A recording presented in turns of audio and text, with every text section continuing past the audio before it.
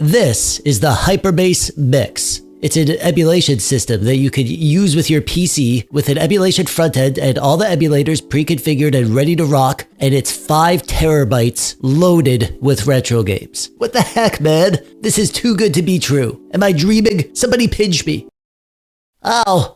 I've reviewed a few of these emulation drives on the channel before, but this one is new. It's called the Hyper Base Mix, and it's 5 terabytes loaded with retro games. You could hold a lot of games on 5 terabytes. Not only complete collections of the old stuff, not only complete collections of the early 3D systems, you could pack on a ton of higher end systems like GameCube and PS2. I will include a link to this thing in the description below if you want to pick one up, but I will also link to a list of the games that are on this drive in the description below so you can see for yourself what's on here. Could this really be the emulation game collection that we've been waiting for? It's not much to look at, but neither are you, and we still like you sometimes. So maybe this hard drive will blow us away. So let's plug this into my PC and CB-weeby what we got here, shall we? Okay, so it looks like we have 3 programs on this drive. Emulation Station, Launchbox, and Play Night. Emulation Station is for your older games, everything before the PS1 and Nintendo 64 era. Launchbox is for your newer 3D emulation, everything up to the GameCube and PS2 era.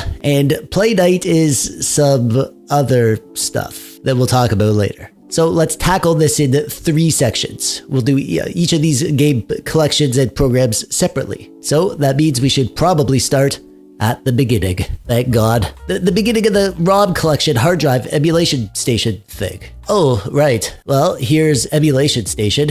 I love it. 5 terabytes is a lot of ROMs. So let's see how they did with this ROM collection. Looks like they have this category system set up here. Separate program called Launchbox. Lots of you are probably familiar with Launchbox, but for those that aren't, it's basically just a ROM manager. You have all your systems shown on the left, and then you could select your system and view the ROMs list on the right. As you can see, it's being viewed by box art, but we can change that to the game cartridges or logos or screenshots. You can change the view to a list. I like to arrange them by region so that I can find all my North American releases and then buy it. And finally, the last section that we have access to on here is called Play Night. Now,